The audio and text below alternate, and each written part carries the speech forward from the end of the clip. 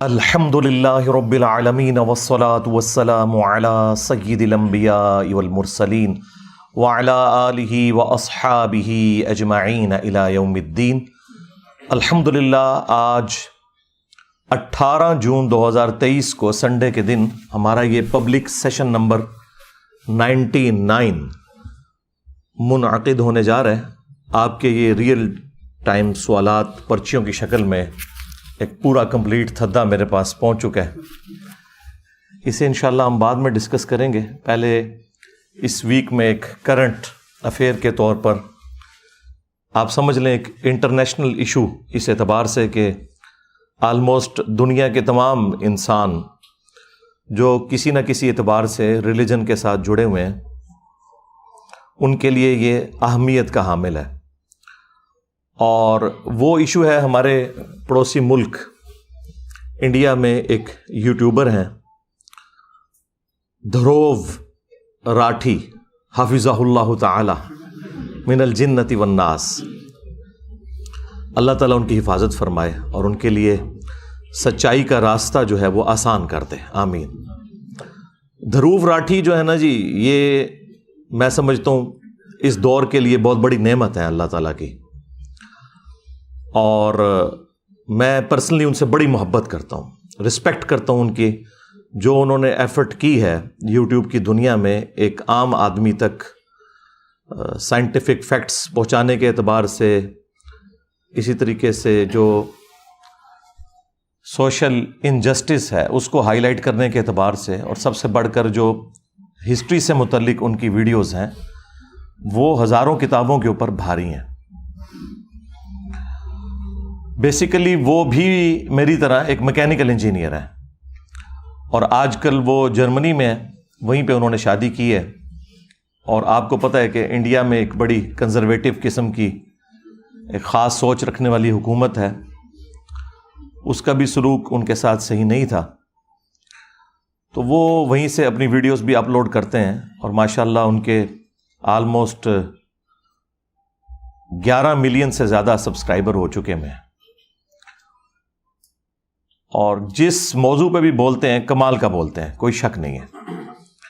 آپ ان کی جتنی بھی ویڈیوز اٹھا کے دیکھیں، خواہ وہ برمودا ٹرائنگل سے متعلق ہو، ٹائٹینک ڈوب گیا اس سے متعلق ہو، فرینچ ریولوشن سے متعلق ہو،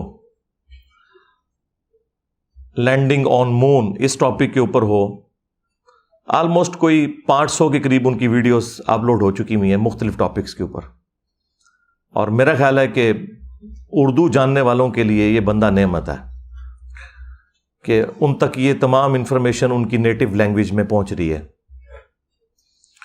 اور میں تو بڑے عرصے سے ان کو دیکھتا ہوں اور ان کی ویڈیوز ریکمینڈ کرتا ہوں مختلف مواقع کے اوپر، اپنے قریبی دوستوں کو بھی ان کا تعارف کرواتا ہوں۔ آپ بھی اس ویڈیو کے بعد ان کے چینل کو ضرور وزٹ کریں اور ویڈیوز دیکھیں کہ کتنی محنت سے وہ کام کرتے ہیں، اور انہوں نے آپ سمجھ لیں اس ماڈرن ایج کے اندر ایک پورا پیراڈائم شفٹ کر دیا ہے اس حوالے سے کہ انہوں نے ایجوکیشن کو اپنا موضوع بنایا ہے، اور اس کے ذریعے انہوں نے اتنی ویورشپ حاصل کی ہے، اور تمام ریلیجن سے تعلق رکھنے والے لوگ جو سائنس میں دلچسپی رکھتے ہیں، ہسٹری میں دلچسپی رکھتے ہیں، وہ ان کی ویڈیوز کو بڑے شوق کے ساتھ دیکھتے ہیں، اور وہ بندہ ڈیزرو کرتا ہے جتنی انہوں نے محنت کی ہے اس حوالے سے۔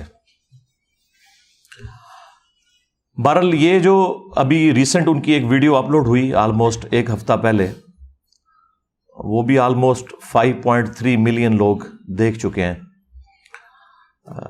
Reality of Quran and Bible Abrahamic religion explained اس ٹاپک سے ہے، جس میں انہوں نے جو 3 بڑے بڑے ابراہیمی ریلیجن کہلاتے ہیں، آسمانی مذاہب، جیوز، کرسچنز اور مسلمز، ان کے دین کو انہوں نے ڈسکس کیا ہے، کانسیپٹ آف گاڈ کے حوالے سے، خدا کے تعارف کے حوالے سے۔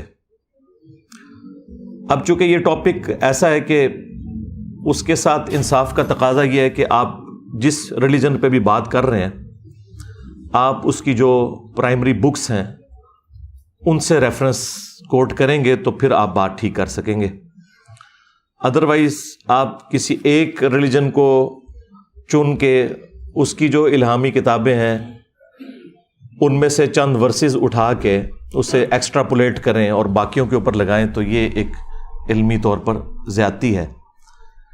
اس طرح کی زیادتی پہلے رچرڈ ڈاکنز نے بھی کی اپنی کتاب دا گاڈ ڈیلوژن کے اندر، کہ اس نے کرسچینٹی کو ایک سمجھ لیں سینٹرڈ کرتے ہوئے باقی تمام ریلیجنز کو اسی کھاتے میں ڈال کے اور انہیں نان سائنٹیفک بتانے کی کوشش کی۔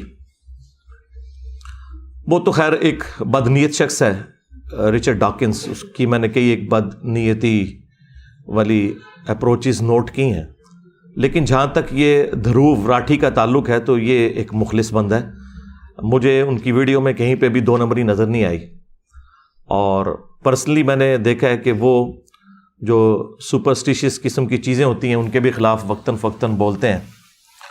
اگرچہ ان کا تعلق انڈیا سے ہے، اس کے باوجود انڈیا میں بھی جو ہندوؤں کے اندر بھی بابا حضرات موجود ہیں، ان باباؤں کو وہ بڑا ننگا کرتے ہیں۔ تو اس حوالے سے تو مجھے ایک خاص عقیدت ہے ان کے ساتھ کہ مشن ایک ہے، بابوں کو ننگا کرنا، جنہوں نے دین کے نام کے اوپر پبلک کا استحصال کیا ہے، ان سے چندے بٹورے ہیں، ان کی دنیا بھی خراب کی ہے، ان کی آخرت بھی خراب کی ہے۔ دوسرا اس حوالے سے بھی مجھے ایک محبت ہے کہ بائی پروفیشن وہ بھی میکینیکل انجینئر ہیں، اس کے باوجود انہوں نے ایک راستہ یہ والا ایجوکیشن کا اڈاپٹ کیا۔ اور آپ میں سے کوئی شاید بعض اوقات یہ سوچتا ہو کہ ایک انجینئر کو اپنے شعبے کے ساتھ انصاف کرتے ہوئے اسی فیلڈ کے اندر کام کرنا چاہیے، تو یہ ایسا نہیں ہے۔ انجینئرنگ آپ کو ایک آپ کے اندر استعداد، جسے آپ کہتے ہیں کمپیٹنسی، پیدا کرتی ہے کہ آپ کا جو انالیسس کرنے والی جو صلاحیت ہے وہ عام لوگوں سے بڑھ کر ہو جاتی ہے۔ اس لیے آپ دیکھیں گے جتنے بھی اس قسم کے لوگ ہیں، حالانکہ مجھے نہیں پتا تھا یہ بندہ انجینئر ہے، میں نے جب اس کی ویڈیوز دیکھی نا تو میں نے تعارف بعد میں اس کا پڑھا، میں نے ویڈیوز دیکھتے ہی نا اپنے دماغ میں سوچ لیا کہ یہ بندہ مجھے لگتا ہے کہ یہ انجینئر ہے، کیونکہ وہ جس طریقے سے چیزوں کو مینیج کر کے اور پراپر فارم میں ارینج کر کے ایک انٹلیکچوئل ترتیب کے ساتھ بیان کرتا ہے، الٹپ ایٹ رینڈم نہیں بیان کرتا، اس سے لگ رہا تھا کہ اس کی ایجوکیشن اس حوالے سے ہے، اور وہ نظر آئی۔ تو ہم کبھی بھی کسی بھی شخص کے بارے میں یہ کامنٹس نہیں کریں گے کہ اسے رائٹ نہیں پہنچتا کہ وہ کسی ٹاپک کے اوپر بات کرے، یہ تو بالکل غیر علمی اپروچ ہے۔ ہر شخص کا حق ہے کہ وہ ٹاپک پہ بات کرے، لیکن اتھینٹک سورسز کے ساتھ، جو اس ریلیجن کی بکس ہیں ان کو سامنے رکھتے ہوئے، تاکہ کوئی شخص بعد میں چیلنج نہ کر سکے۔ اب یہاں پر ان سے تھوڑی سی مس ہینڈلنگ ہوئی، بدنیتی کی وجہ سے نہیں بلکہ اگنورینس کی وجہ سے۔ انہوں نے ایزیوم کر لیا کہ چونکہ کرسچینٹی اور جوڈائزم یعنی یہودیت اور اسلام یہ تینوں حضرت ابراہیم علیہ السلام کے ساتھ جڑے ہوئے ہیں، تو لہٰذا ان کے نظریات بھی آلموسٹ ملتے جلتے ہوں گے۔ میجورٹی کیسز میں ملتے بھی ہیں، لیکن جہاں ڈفرینسز ہیں وہ ایک ہی واقعے کے اعتبار سے بہت زیادہ ڈفرینسز ہیں، اور اس سے زمین آسمان کا فرق پڑ جاتا ہے، اور وہیں پر انہوں نے غلطی کھائی۔ میں آج کوشش کروں گا کہ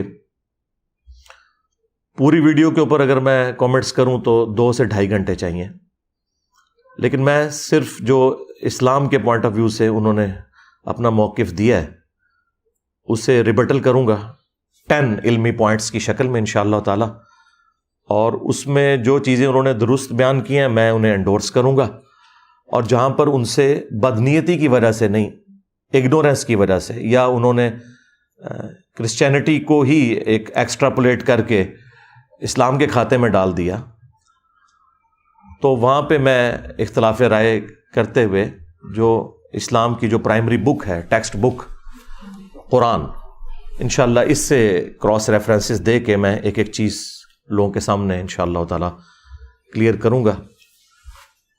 تفصیل میں جانے سے پہلے ایک دفعہ دروشی پڑھ لیں۔ اللہم صلی علی محمد وعلی آل محمد واصحاب محمد وازواج محمد وامت محمد اجمعین الی یوم الدین، آمین۔ علمی پوائنٹ نمبر 1 وہ یہ ہے کہ اسلام میں جو تورات ہے یا انجیل ہے، اور ساتھ اس کے جو صحائف اور جڑے ہوئے ہیں جنہیں اولڈ ٹیسٹمنٹ اور نیو ٹیسٹمنٹ کے نام سے بھی یاد کیا جاتا ہے، تورات پلس باقی صحائف کو ملا کے اولڈ ٹیسٹمنٹ کہتے ہیں اور انجیل کو نیو ٹیسٹمنٹ. ہم ان کتابوں کو بھی اللہ تعالیٰ کی طرف سے ڈیوائن مانتے ہیں، لیکن ان دونوں کتابوں کے بعد اللہ تعالیٰ نے فائنل ٹیسٹمنٹ یہ قرآن نازل کیا، اور یہ اللہ تعالیٰ کی وہ الہامی کتاب ہے کہ جس کی حفاظت کی ذمہ داری اللہ تعالیٰ نے خود قرآن میں لی ہوئی ہے. باقی کتابوں کی حفاظت کی ذمہ داری نہیں تھی. اسی وجہ سے آپ دیکھتے ہیں کہ وہ ٹیمپرڈ فارم میں تحریف ہو چکی ہے ان کے اندر. اسی لیے آپ کو بہت سی باتیں نان سائنٹیفک نظر آئیں گی.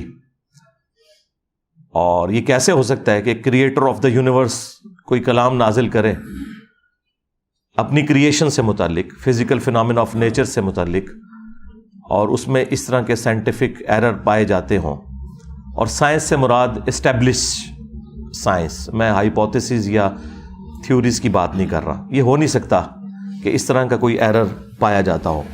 ایرر کا مطلب یہ ہے کہ اس کے اندر تحریف ہوئی ہے، اور یہ مسلمانوں کا ایک بنیادی عقیدہ ہے کہ اولڈ ٹیسٹمنٹ اور نیو ٹیسٹمنٹ دونوں کے اندر تحریف ہو چکی ہوئی ہے، اور صرف یہ فائنل ٹیسٹمنٹ یعنی قرآن یہ محفوظ ہے. اور اس کا ذکر بھی اللہ تعالیٰ نے خود قرآن کے اندر فرما دیا. سورۃ الحجر آیت نمبر 9 کے اندر، اعوذ باللہ من الشیطان الرجیم، بسم اللہ الرحمن الرحیم، انا نحن نزلنا الذکر وانا لہ لحافظون. بے شک اس الذکر یاد دہانی، دی ریممبرنس، اللہ کی یاد دلانے والی کتاب کو ہم نے نازل کیا اور ہم اس کی حفاظت کرنے والے ہیں. اور اس کتاب کی حفاظت کی ذمہ داری اللہ تعالیٰ نے اس لیے لی کہ اگلی کتابیں جب ٹیمپر ہوتی تھی تو پیغمبروں کا سلسلہ مسلسل جاری تھا، اور وہ پیغمبر آ کر انسانیت کو بتا دیتے تھے کہ یہ چیزیں انسانوں نے خود سے داخل کی ہیں، اور اللہ تعالیٰ نے اتنا حصہ اس کا نازل فرمایا. لیکن چونکہ امام کائنات سید الاولین والآخرین شفیع المذنبین رحمۃ للعالمین سیدنا و مولانا امام اعظم محمد رسول اللہ صلی اللہ علیہ وآلہ وسلم اللہ تعالیٰ کے آخری پیغمبر ہیں، تو خدا نخواستہ اگر ان پر نازل کی ہوئی کتاب بھی ٹیمپر ہو جاتی تو پھر اس کی ریمیڈی کے لیے تو کسی اور پیغمبر نے نہیں آنا تھا، اور آپ علیہ السلام کے بعد آنے والی ساری انسانیت وہ جنتی ہو جاتی کیونکہ اکاؤنٹیبل ہی نہ رہتی. جب کتاب ہی اصلی حالت میں نہیں ہے تو جو گمراہی اس تک پہنچی ہے بس جو مرضی وہ عقیدہ اڈاپٹ کر لیتی. تو اس لیے اللہ تعالیٰ نے ختم نبوت کی برکت سے قرآن کو ہمیشہ کے لیے محفوظ کر دیا، اور یہ قرآن اس دنیا پہ اللہ تعالیٰ کا خلیفہ ہے، اللہ تعالیٰ کا نمائندہ ہے پیغمبر کے بعد قیامت تک کے لیے. یہ ایک ٹیکنیکل ریزن ہے جس کی وجہ سے قرآن کو اللہ تعالیٰ نے محفوظ کیا. اب یہ فائنل ٹیسٹمنٹ قرآن جو ہے یہ اگلی کتابوں کی تصدیق بھی کرنے والی کتاب ہے، اور ان کتابوں میں کیا حق ہے کیا باطل ہے اس کو بھی یہ کلیریفائی کرتی ہے. اور اس سے بڑھ کر یہ کتاب اگلی کتابوں کے اوپر نگہبان بھی ہے. اور یہ جو میں دعوے کر رہا ہوں اس کا ذکر بھی قرآن کے اندر اللہ تعالیٰ نے فرما دیا ہے. سورہ آل عمران چیپٹر نمبر 3 کی جو سٹارٹ کی آیات ہیں وہ اسی سے متعلق ہیں. اعوذ باللہ من الشیطان الرجیم، بسم اللہ الرحمن الرحیم، الف لام میم، اللہ لا الہ الا هو الحی القیوم. الف لام میم حروف مقطعات ہیں. اللہ ہی ہے کہ جس کے سوا کوئی معبود نہیں، اور وہ خود سے زندہ ہے، ہر چیز کو تھامے ہوئے ہے. نزل علیک الکتاب بالحق، اے نبی علیہ السلام آپ پر اس نے یہ کتاب حق کے ساتھ پرپزفل با مقصد نازل کی ہے. مصدقا لما بین یدیہ، جو کہ تصدیق کرتی ہے ان کتابوں کی جو اس سے پہلے نازل ہو چکی ہیں، جو آگے کتابیں گزر چکی، یعنی تورات کی، انجیل کی۔ دو اعتبار سے تصدیق کرتی ہے۔ ایک اعتبار سے تصدیق یوں کرتی ہے کہ یہ کتاب بھی مانتی ہے کہ وہ کتابیں بھی اللہ کی کتابیں تھیں، اور دوسرا قرآن کا آ جانا یہ پریکٹیکلی تصدیق ہے کہ وہ کتابیں بھی درست تھیں، کیونکہ ان کتابوں میں آخری کتاب اور آخری پیغمبر کا ذکر موجود تھا۔ تو پریکٹیکلی جو پروفیسیز ان کتابوں میں موجود تھیں وہ پوری ہوئی ہیں قرآن کے آنے کی وجہ سے۔ تو قرآن نے تصدیق کر دی کہ وہ کتابیں صحیح کہہ رہی تھیں کہ آخری پیغمبر بھی آئیں گے اور ان پر آخری کتاب نازل ہوگی۔ تو دو اعتبار سے یہ کتاب تصدیق کرنے والی ہے۔ وَأَنزَلَ التَّوْرَاةَ وَالْإِنجِيلَ، اور اللہ ہی نے نازل کی تھی تورات بھی اور انجیل بھی، من قبل، اس قرآن سے پہلے، ہدی للناس، پوری انسانیت کی ہدایت کے لیے، وَأَنزَلَ الْفُرْقَانَ، اور اب اللہ تعالیٰ نے یہ فرقان نازل کر دیا ہے جو پوری انسانیت کے لیے ہدایت ہے اور حق اور باطل میں تمیز کرنے والی کتاب ہے، کہ یہ سچائی پر مبنی چیز ہے اور یہ چیز جھوٹی لوگوں نے اللہ کی طرف منسوب کر دی ہے۔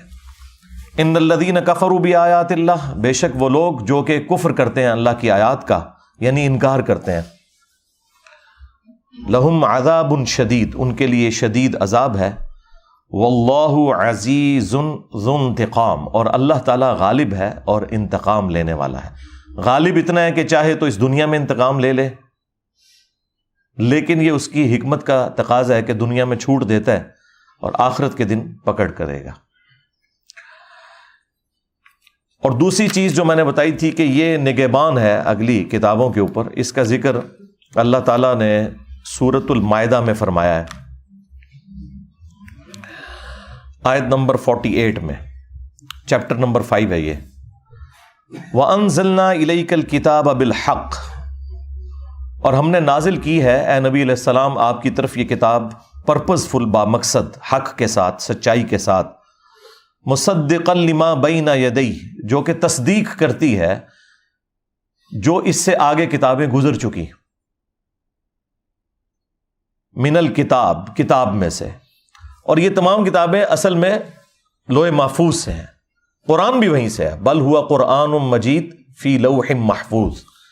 تو اسی کتاب کا ایک حصہ تورات ہے، اسی کتاب کا حصہ انجیل ہے، اسی کتاب کا حصہ قرآن ہے، اور باقی انبیاء کے صحائف ہیں۔ وَمُهَيْمِنًا عَلَيْهِ، اور یہ کتاب نگہبان ہے ان کتابوں کے اوپر۔ یہ ہے وہ لفظ مہیمن، قرآن مہیمن ہے، نگہبان ہے اگلی کتابوں کے اوپر۔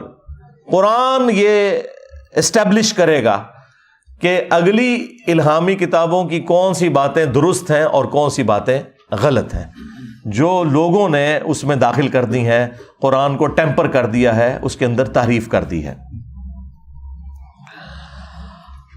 اب اگلا علمی پوائنٹ نمبر 2، جس کا کچھ حصہ میں پہلے ڈسکس کر چکا، کہ قرآن کو اللہ نے محفوظ کیوں کیا؟ اس وجہ سے کہ اب کوئی پیغمبر نہیں آنا تھا۔ البتہ اس کا یہ حصہ کہ اگلی کتابیں ٹیمپر ہو گئی ہیں، اس کا ذکر کہاں قرآن میں موجود ہے، وہ ہے سورۃ البقرہ کی آیت نمبر 79 میں بڑے سخت الفاظ کے ساتھ اللہ تعالیٰ نے اس ٹروتھ کو ریویل کیا ہے۔ فَوَيْلٌ لِّلَّذِينَ يَكْتُبُونَ الْكِتَابَ، تو ہلاکت ہے ان لوگوں کے لیے جو کتاب لکھتے ہیں، بِأَيْدِيهِمْ، اپنے ہاتھوں سے، خود کتاب لکھتے ہیں، ثُمَّ يَقُولُونَ هَذَا مِنْ عِنْدِ اللَّهِ، اور پھر یہ کہتے ہیں یہ اللہ کی طرف سے نازل ہوئی ہے۔ یعنی اللہ کی کتاب میں اپنے پرسنل نوٹس داخل کر کے، خود سے اس کی تعریف کر کے، اور یہ کیوں کرتے تھے؟ وہ من پسند فتووں کے لیے، لوگوں کو خوش کرنے کے لیے۔ اگر کوئی غریب آدمی آ گیا تو اس کو پورے کا پورا دین سکھا دیا، اور اگر کوئی اشرافیہ میں سے آ گیا اور اس کی مرضی کا اسے فتویٰ دینا ہے تو اسے خود سے تبدیل کر کے تعریف کر دی۔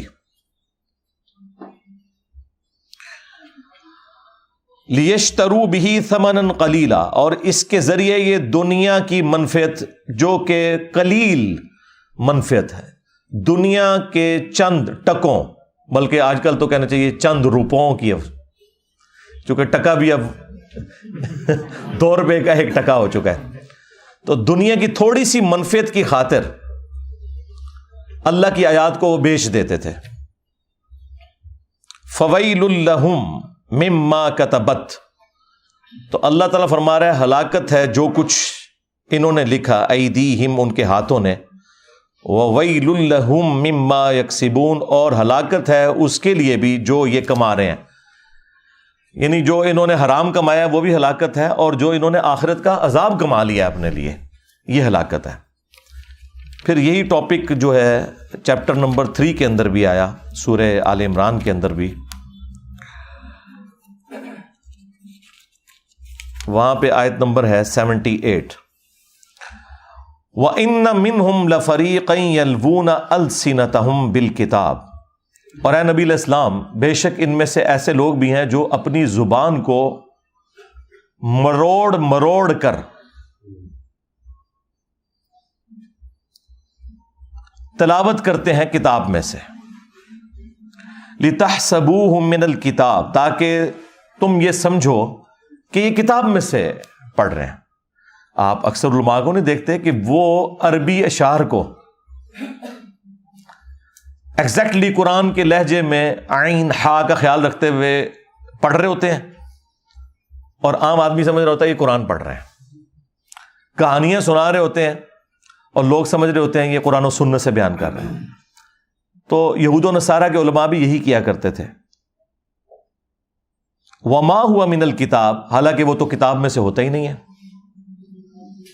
وَيَقُولُونَ هُوَ مِنْ عِنْدِ اللَّهِ، اور یہ کہتے ہیں کہ یہ اللہ کی طرف سے نازل ہوا ہے جو ہم پڑھ رہے ہیں، اور کیسے زبانیں مروڑ مروڑ کے، ایکٹنگ کر کر کے، ٹھیک ہے۔ وَيَقُولُونَ عَلَى اللَّهِ الْكَذِبِ، اور یہ اللہ تعالیٰ کے اوپر جھوٹ باندھتے ہیں، وَهُمْ يَعْلَمُونَ، اور یہ جانتے بھی ہیں کہ یہ کیا کام ڈال رہے ہیں۔ ہاں، اور یہ سیم خرابی آج کے علماء میں بھی موجود ہے، خواہ وہ جیوز میں ہوں، کرسچنز میں ہوں، مسلمز میں ہوں، کہ وہ لوگوں کو بتاتے ہیں قرآن و حدیث میں یہ لکھا ہوا ہے، الہامی کتابوں میں یہ لکھا ہوا ہے، لیکن وہ ان کتابوں میں نہیں ہوتا، جھوٹ منسوب کرتے ہیں وہ، اور ایکٹنگ ایسی کرتے ہیں۔ بلکہ ہمارے تو اب اس ماڈرن ایج کے اندر تو یہ ورژن آگے جا چکا ہے، پہلے تو صرف زبان کو مروڑتے تھے نا وہ، اور بڑی ایکٹنگ کر کے ہا عین کی آوازیں نکالتے تھے۔ اب تو انہوں نے پگڑیاں بھی اور داڑیاں بھی لمبی کر لی ہیں، گیٹ اپ بھی پورا ایسا بنایا ہوا ہے کہ لوگ دیکھ کے رعب کھا جائیں۔ حالانکہ ان کے کرتوت اس وقت پتہ چلتے ہیں جب ان کی خفیہ ویڈیوز لیک ہوتی ہیں، ان مفتیوں کی، ٹھیک ہے۔ اللہ کا شکر ہے کہ اللہ تعالیٰ نے دنیا میں انہیں ننگا کیا ہے، تاکہ جن لوگوں کو تھوڑا بہت وہم بھی تھا نا میرے بارے میں کہ میں کیوں بولتا ہوں ان کے خلاف، تو وہ اب دور ہو گیا، الحمدللہ۔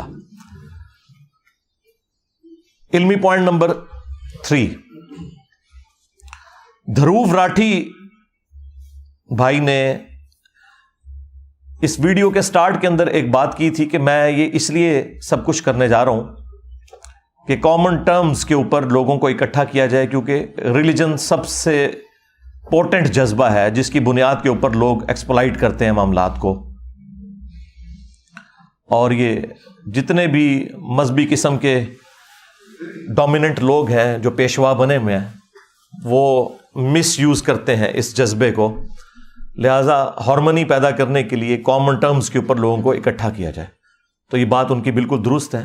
سیم بات قرآن حکیم میں بھی اللہ تعالیٰ نے بیان فرمائی ہے، چیپٹر نمبر 3 میں سورہ آل عمران کے اندر، قُلْ يَا أَهْلَ الْكِتَابِ تَعَالَوْا إِلَىٰ كَلِمَةٍ سَوَاءٍ بَيْنَنَا وَبَيْنَكُمْ أَلَّا نَعْبُدَ إِلَّا اللَّهَ، آؤ اے اہل کتاب، جیوز اور کرسچنز، آؤ مسلمانوں کے ساتھ ہم سب کے سب اس ایک بات پر اکٹھے ہو جاتے ہیں جو تم میں اور ہم میں کامن ہے، اور وہ یہ ہے کہ مت پوجیں کسی کو سوائے اللہ کے، اور آپس میں ایک دوسرے کو ایک دوسرے کا رب نہ مان لیں، یعنی پیغمبروں کو رب نہ مان لیں۔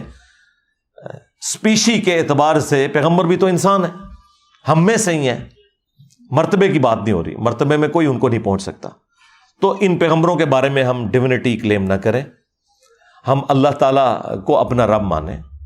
اگر یہ ایمان لے آتے ہیں تو درست، ادروائز تم اعلان فرما دو کہ ہم تو سر تسلیم خم کرتے ہیں اپنے رب کے حضور، ہم اس ایک خدا کے ماننے والے ہیں، اور ہم گواہی دیتے ہیں کہ اس کائنات کا معبود، کریٹر ایک ہی ہے۔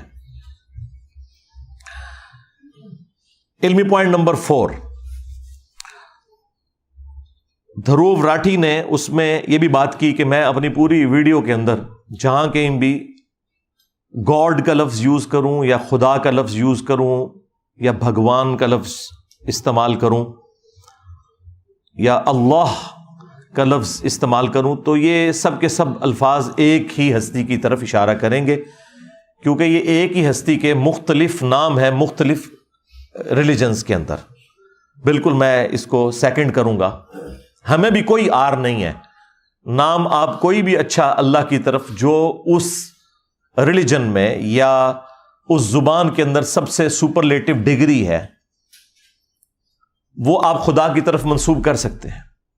ایون انگلش میں بھی جو چھوٹے آلیہ ہیں انہیں چھوٹے جی سے لکھا جاتا ہے، جو کیپٹل جی سے لکھا جاتا ہے نا گاڈ، وہ بھگوان کو، خدا کو، اللہ کو کہتے ہیں۔ آپ اسے سپریم بینگ بھی کہہ سکتے ہیں، سپر نیچرل ایجنسی کا لفظ بھی اس کے لیے استعمال کر سکتے ہیں، جو چاہیں آپ الفاظ اس کے لیے استعمال کر سکتے ہیں، لیکن اصل میں اس کی طرف جو کوالٹیز آپ نے منسوب کی ہوئی ہیں نا، یہ دیکھنے والی چیز ہے کہ وہ کوالٹیز اس سے متعلق ہیں بھی ہیں یا نہیں۔ البتہ نام استعمال کرنے میں کوئی آر نہیں ہے، تو یہ بات ان کی بالکل درست ہے اور ہم اسے سیکنڈ کرتے ہیں۔ علمی پوائنٹ نمبر 5، یہ بات بھی انہوں نے صحیح بیان کی کہ تمام ریلیجنز کے اندر جہاد اور قتال یعنی لڑائی کرنا، جنگ کرنا، حق کو اسٹیبلش کرنے کے لیے، جھوٹ کو مٹانے کے لیے، انسانیت کو استحصالی نظام سے باہر نکالنے کے لیے، دہشت گردی کو ختم کرنے کے لیے، انصاف کا نظام قائم کرنے کے لیے، یہ جتنے بھی الفاظ استعمال کیے جاتے ہیں اس کے لیے جنگ کرنا یہ بالکل درست ہے۔ اور اس جنگ سے مراد قطعاً یہ نہیں ہوتا کہ آپ نے دوسرے ریلیجن کے ماننے والے لوگوں کو دنیا سے ختم کر دینا ہے اور ان کے پاس کوئی دنیا میں رہنے کا حق موجود نہیں ہے۔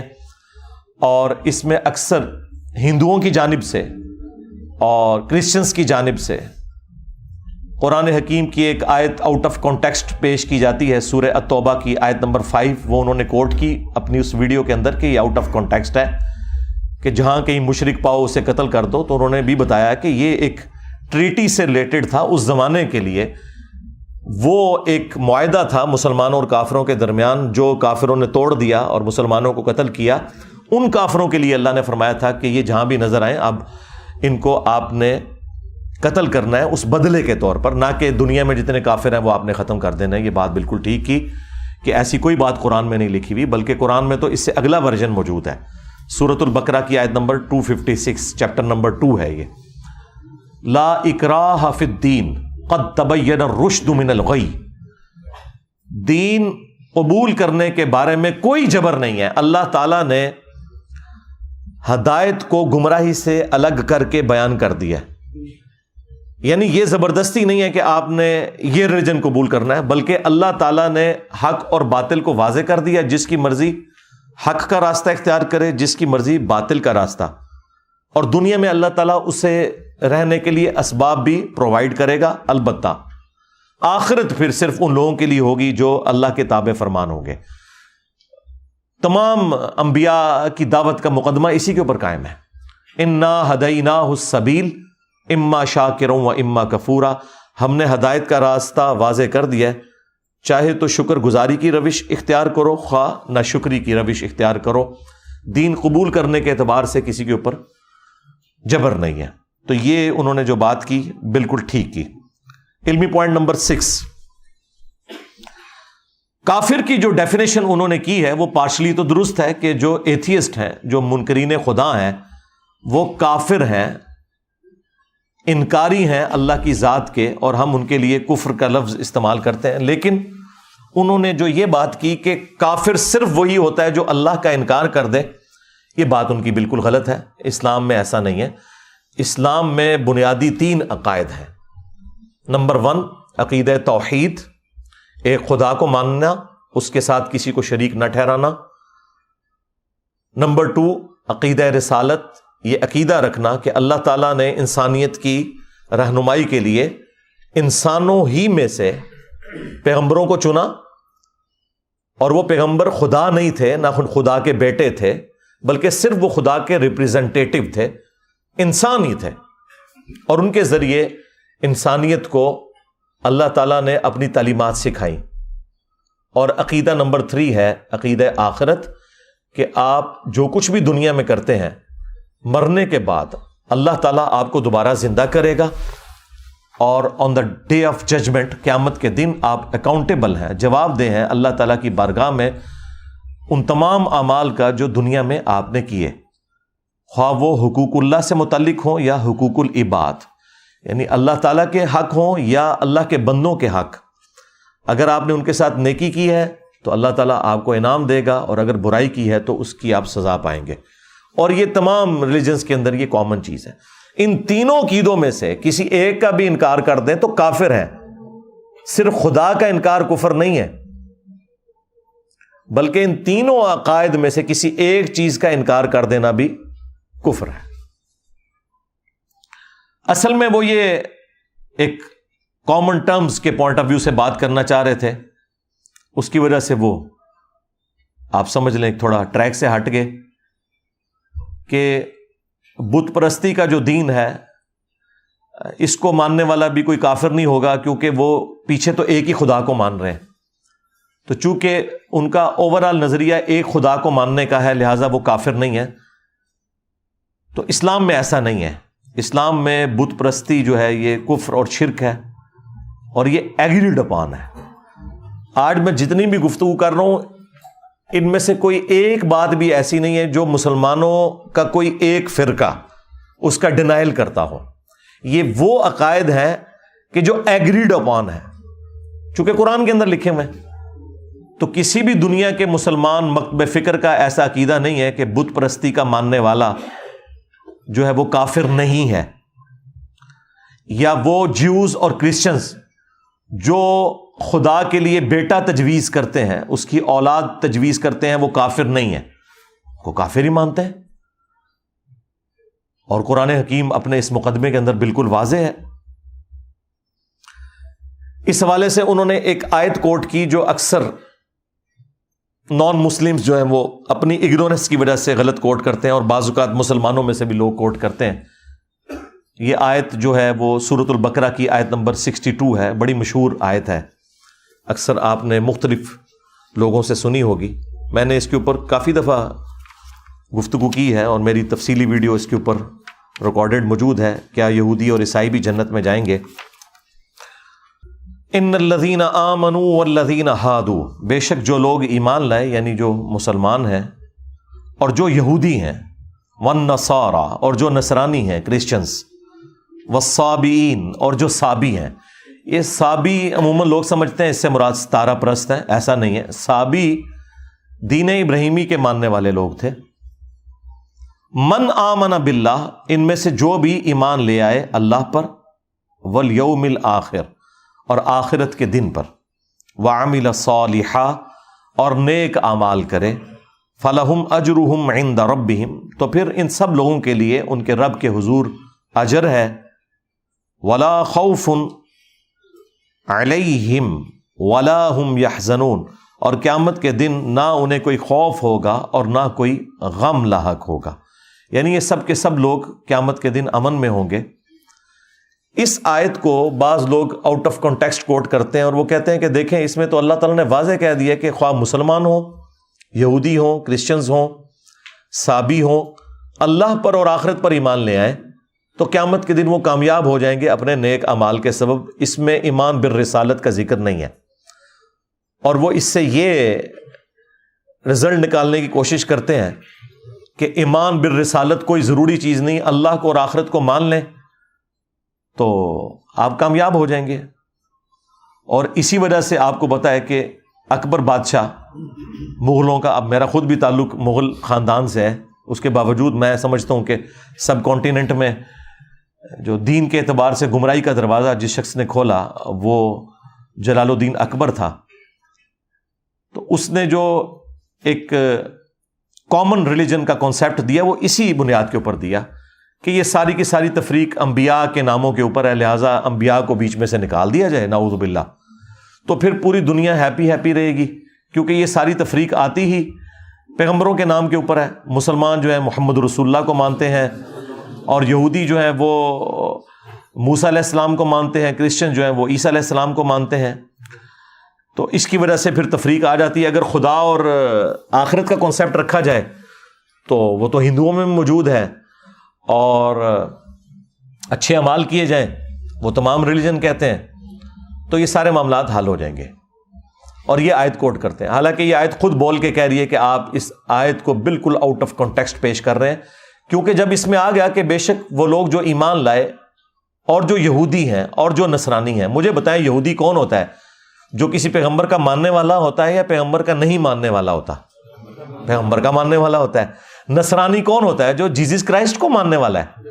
تو اس کے اندر امپلائڈ ہے کہ اللہ تعالیٰ انبیاء کا ذکر کر رہا ہے، جو ایمان لائے محمد رسول اللہ پر صلی اللہ علیہ وآلہ وسلم، یا موسیٰ علیہ السلام اور اسرائیلی پیغمبروں کے اوپر، یا عیسیٰ علیہ السلام کے اوپر، یا سابی جو دین ابراہیمی کی ایک بگڑی ہوئی شکل تھی ابراہیم علیہ السلام کے اوپر۔ تو انبیاء کا تو ذکر امپلائڈ ہے اس کے اندر۔ یہودی ہوتا ہی وہ ہے جو پیغمبروں کو مانے، کرسچن ہوتا ہی وہ ہے جو جیزس کرائسٹ کو مانے، لہذا ایمان بالرسالت تو اس میں موجود ہے، یہ آؤٹ آف کانٹیکسٹ آپ کوٹ نہیں کر سکتے۔ دوسری بات، یہ تمام ادیان کے ماننے والے لوگ یا ریلیجن کے ماننے والے لوگ اپنے اپنے زمانوں میں مسلمان ہی تھے۔ جیوز نے جب تک جیزس کرائسٹ کا انکار نہیں کیا تو وہ مسلمان تھے۔ ان تمام انبیاء کو ہم مانتے ہیں، ان کے اصحاب کو ہم مانتے ہیں، لیکن ونس جب جیزس کرائسٹ عیسیٰ ابن مریم کا انہوں نے انکار کیا تو وہ کافر ہو گئے، اگرچہ وہ باقی پیغمبروں کو مانتے تھے، لیکن ایک پیغمبر کا انکار کر کے وہ کافر ہو گئے۔ کرسچنز بھی مسلمان ہی تھے، لیکن جب انہوں نے محمد رسول اللہ صلی اللہ علیہ وآلہ وسلم کا انکار کیا تو کافر ہو گئے۔ قرآن کی روح سے جو کوئی بھی اللہ کا انکار کر دے وہ بھی کافر، کسی ایک پیغمبر کا بھی انکار کر دے وہ بھی کافر، اگرچہ وہ اللہ کو بھی مانتا ہو، سارے پیغمبروں کو مانتا ہو، کسی ایک پیغمبر کا بھی انکار کر دے وہ کافر۔ اور یہ قرآن میں لکھا ہوا ہے، وہ ہے پارہ نمبر 6 چیپٹر نمبر 4 سورۃ النساء آیت نمبر 150 سے 152۔ ان الذین یکفرون باللہ ورسلہ، بے شک وہ لوگ جو کہ کفر کرتے ہیں اللہ کا اور اس کے رسولوں کا، وَيُرِيدُونَ أَن يُفَرِّقُوا بَيْنَ اللَّهِ وَرُسُلِهِ، اور وہ اس تلاش میں رہتے ہیں کہ اللہ اور رسولوں میں ایمان لانے میں فرق کر لیں، کہ اللہ کو مانیں گے پیغمبروں کو نہیں مانیں گے، یا اللہ کو مانیں گے فلاں پیغمبر کو مانیں گے فلاں کو نہیں مانیں گے۔ اور یہ میں تشریح جو کر رہا ہوں اس کے اندر لکھی ہوئی ہے، وَيُرِيدُونَ أَن يُفَرِّقُوا بَيْنَ اللَّهِ وَرُسُلِهِ، اور وہ چاہتے ہیں کہ اللہ اور رسولوں میں فرق کر دیں، وَيَقُولُونَ، اور کہتے ہیں، نُؤْمِنُ بِبَعْضٍ، کہ ہم بعض پہ تو ایمان لائیں گے، وَنَكْفُرُ بِبَعْضٍ، اور بعض کا کفر کر دیں گے۔ کفر کا مطلب ہی انکار ہوتا ہے۔ وَيُرِيدُونَ أَن يَتَّخِذُوا بَيْنَ ذَلِكَ سَبِيلًا، اور وہ اس تلاش میں رہتے ہیں کہ وہ درمیان کا راستہ نکال لیں، وہی دین الہی جو دین اکبری تھا کہ درمیان کا راستہ تلاش کر لیں، کہ پیغمبروں کو سائڈ پہ کر دیں۔ اب اللہ تعالیٰ کا ڈیوائن فتویٰ اس کے اوپر، اتنا گاڑا فتویٰ، اولئک ھم الکافرون حقا، ایسے لوگ کٹر کافر ہیں جو اللہ اور رسولوں میں فرق کر دیں یا رسول اور رسول میں فرق کر دیں، کٹر کافر ہیں۔ وَأَعْتَدْنَا لِلْكَافِرِينَ عَذَابًا مُهِينًا، اور ایسے کافروں کے لیے ذلیل و خوار کر دینے والا عذاب اللہ نے تیار کر رکھا ہے۔ اب ساتھ ہی آ گیا سائملٹینیس کنٹراسٹ، جس میں فٹ ان صرف مسلمز بیٹھتے ہیں۔ والذین آمنوا باللہ، اور وہ لوگ جو کہ ایمان لاتے ہیں اللہ پر، ورسولہ، اور اس کے رسولوں کے اوپر، ولم یفرقوا بین احد منہم، کسی ایک رسول کے معاملے میں بھی کوئی فرق نہیں کرتے، سب کے سب پیغمبروں کو وہ مانتے ہیں۔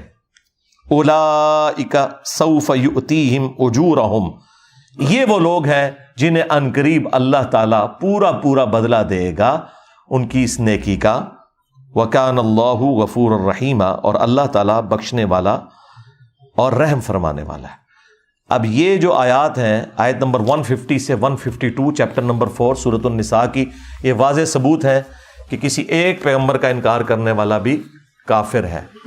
ہم مسلمانوں کے نزدیک جیزس کرائسٹ عیسیٰ ابن مریم کا کفر کرنا، ان کا انکار کرنا بھی اتنا ہی بڑا کفر ہے جتنا محمد رسول اللہ کا انکار کرنا صلی اللہ علیہ وآلہ وسلم۔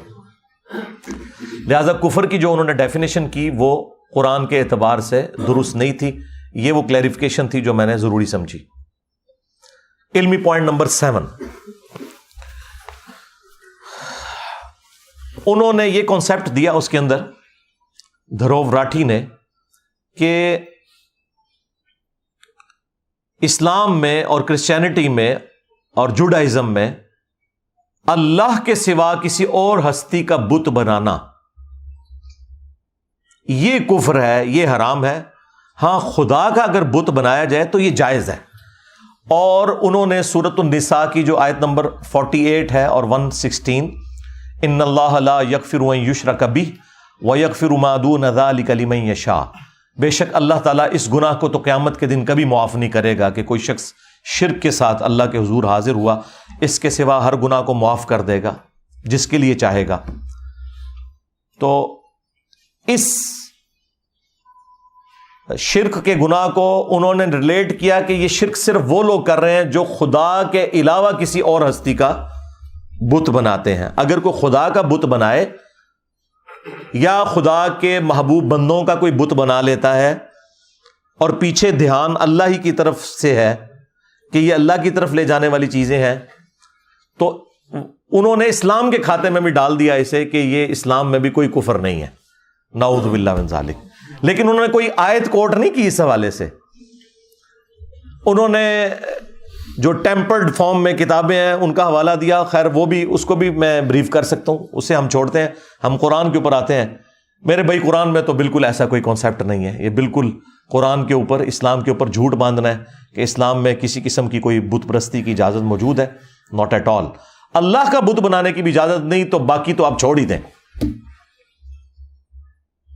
اور وہ مثال میں کہہ رہے تھے کہ آپ کو کیتھولک کے جو چرچز ہیں ان کے اندر آپ کو جیزس کرائسٹ کے مجسمے نظر آئیں گے، اور اس طریقے سے بعض اوقات لوگ، انہوں نے تو خیر یہ حرکت نہیں کی ہے، شکر ہے انہوں نے عقل مندی کا ثبوت دیا کہ وہ خانہ کعبہ کو بت سے تشبیہ دینا۔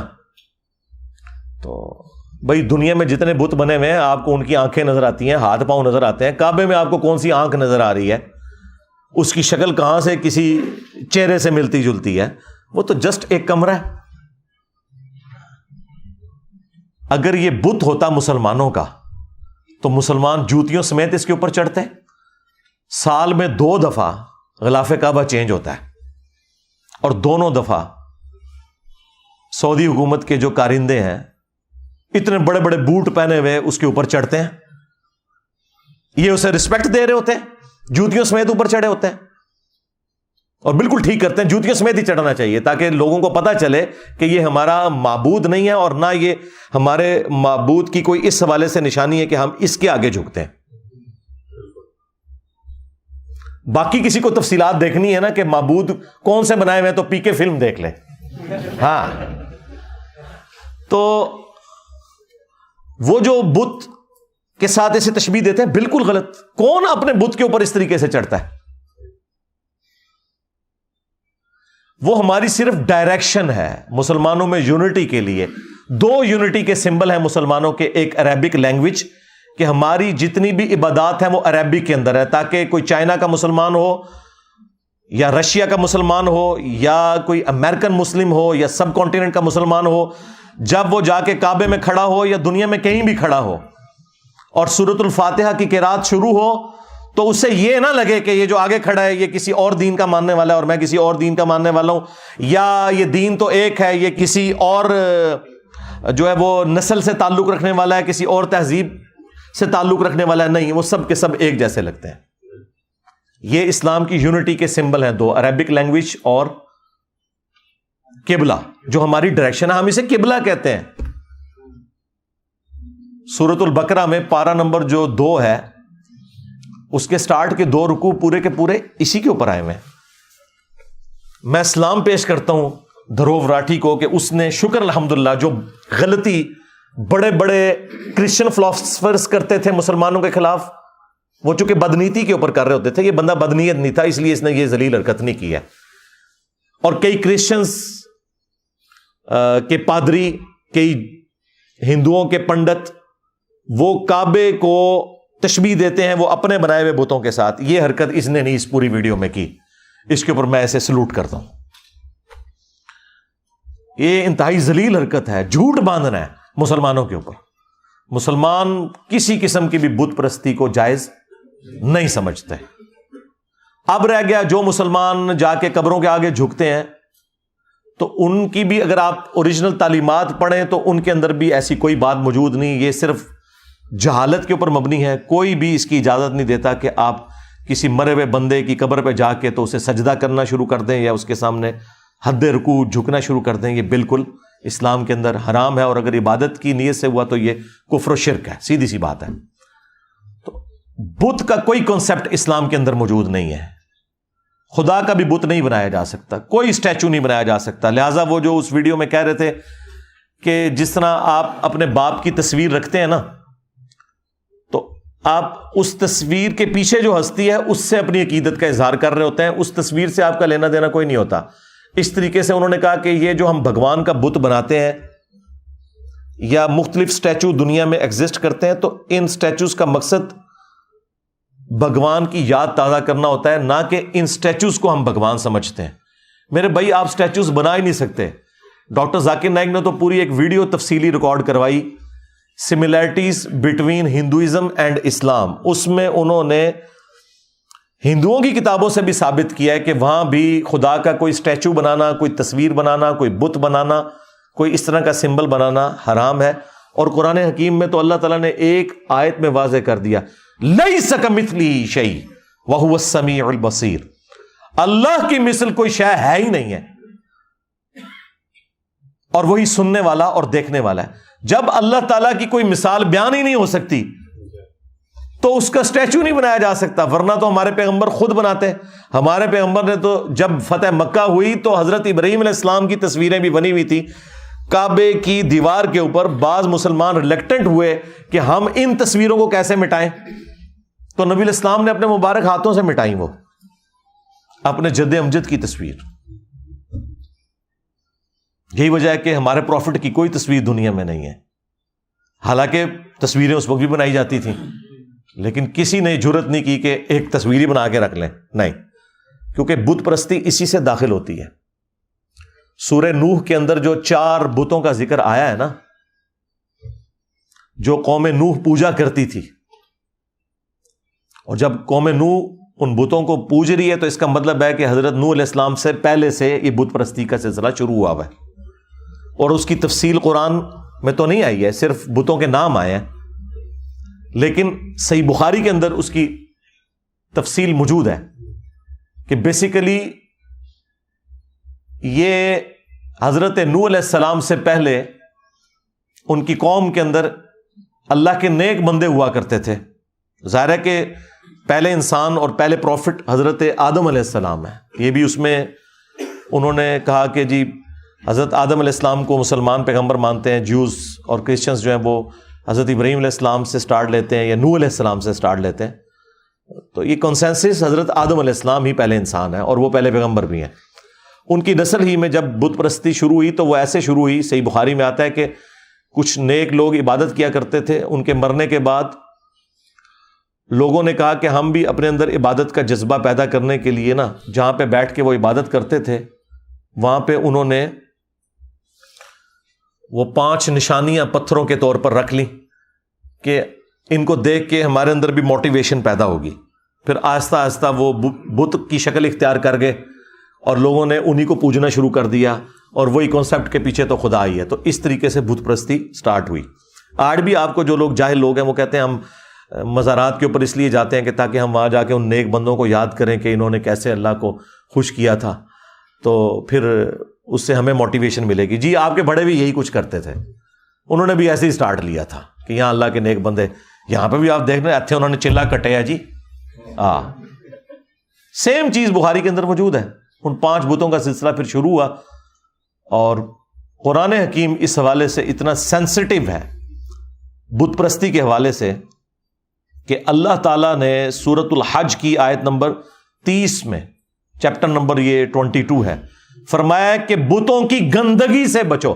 اس سے گند کہا ہے, نجس, غلاظت کہا ہے بتوں کی.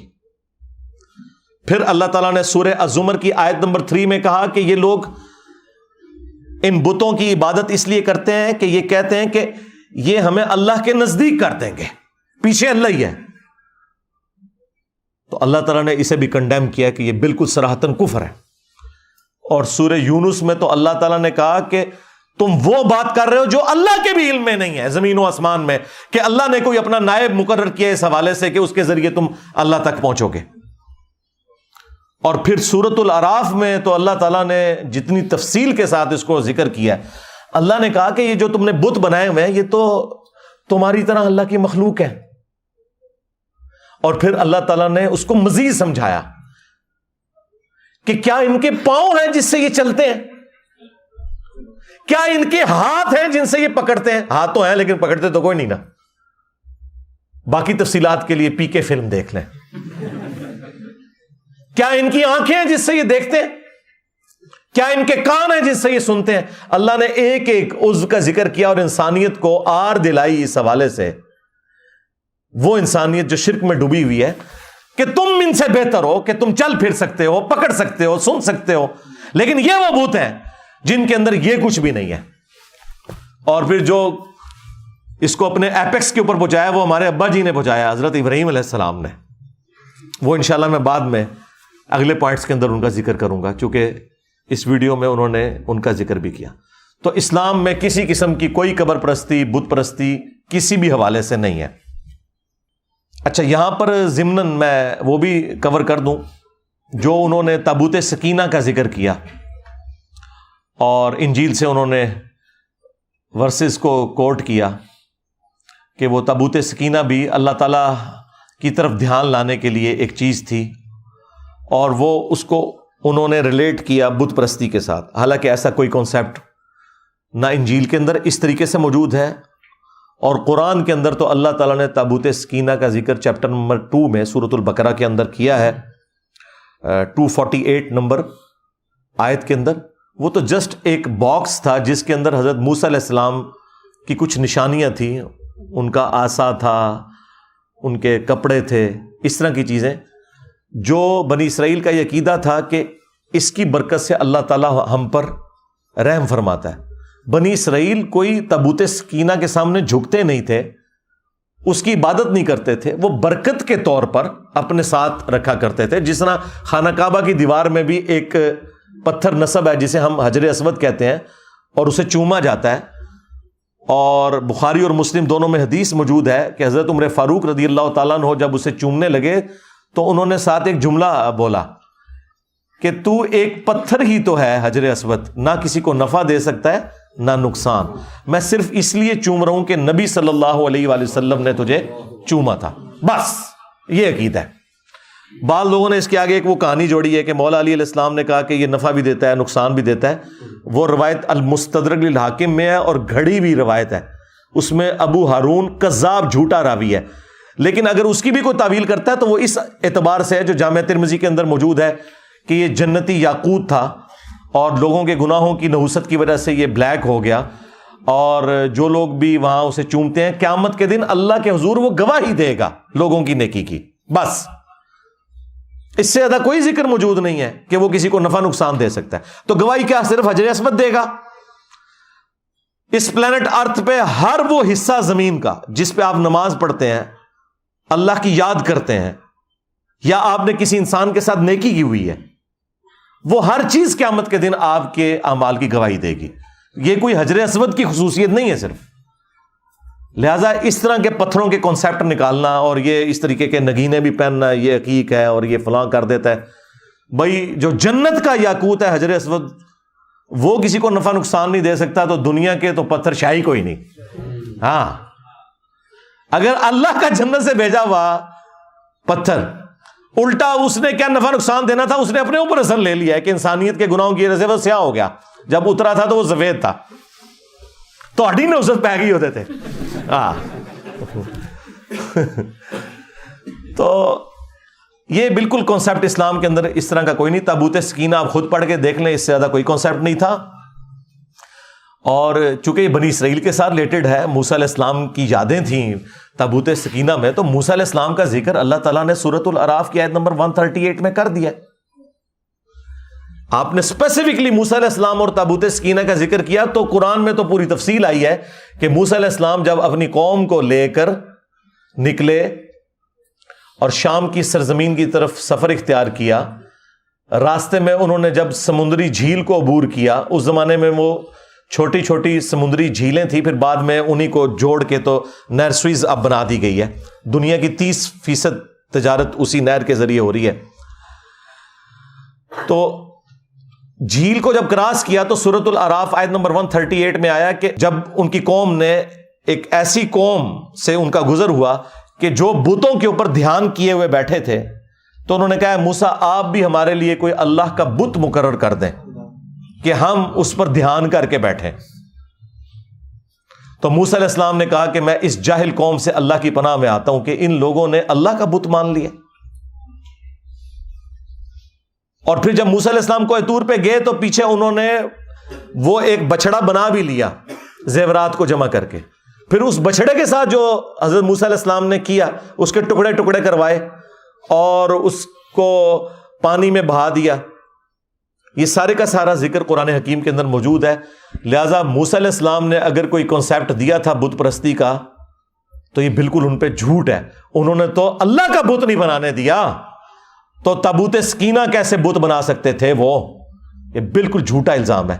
اور اسی کانٹیکسٹ میں ایک حدیث جامعہ ترمذی میں موجود ہے کہ ہمارے محبوب علیہ السلام کے چند اصحاب آپ کے ساتھ تھے. غزوہ حنین کے موقع پر ایک درخت کے پاس سے گزرے جسے ذات انواد کہا جاتا تھا، جہاں مشرکین عرب اپنا اسلحہ لٹکاتے تھے اور ان کا یہ عقیدہ تھا کہ جو یہاں پہ اسلحہ ٹچ کرتا ہے اسے جنگ میں فتح ہوتی ہے. فتح پھر بھی کوئی نہیں ہوئی، حنین وہ ہار ہی گئے مسلمانوں سے.